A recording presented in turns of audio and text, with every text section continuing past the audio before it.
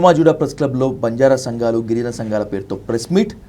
మంగ్లీ ఎక్కడ చూసినా కూడా women card, victim card, cost card use చేయటం వెనుక ఈ కేసుని, ఈ ఇంటెన్సిటీని డైల్యూట్ చేసే కాన్స్పిరసీ 100% అదే కాన్స్పిరసీ.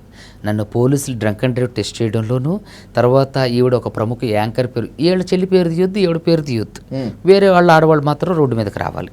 ఆ నోట్లో నుంచే ఆ పేరు వచ్చింది, తీయొచ్చు. ఆమె ఆడదా కాదా, ఆమె కుటుంబం లేదా, ఆమెకు రెప్యుటేషన్ లేదా, ఆవిడది. ఇంకొక విషయం ఏంటి, ఇక్కడ ప్రధాన నిందితుడు మధు వీళ్ళందరూ ఉంటే దీంట్లో బాధితులను భయపెట్టడానికి ఒక బాధితుడిని పేరు వీడి ప్రధాన పాత్రధారి అని పెట్టింది, బాధితుడిని నిందితుడిని చేసింది. ఒక అమ్మాయి పేరుద్దు, ఆవిడ క్యారెక్టర్ అసాసినేషన్ చేసి ఆవిడని అంటే ఒక వ్యక్తికి ఎవడికి అక్రమ సంబంధం ఉందని క్రియేట్ చేసింది. అసలు సమస్య ఏంటి, అసలు ఇది బాధితులు వర్సెస్ నిందితులు అవ్వాల్సింది ఈవిడ మంగ్లీ గారే సుబ్బు వర్సెస్ మంగ్లీ చేసింది. ఎగ్జాక్ట్లీ.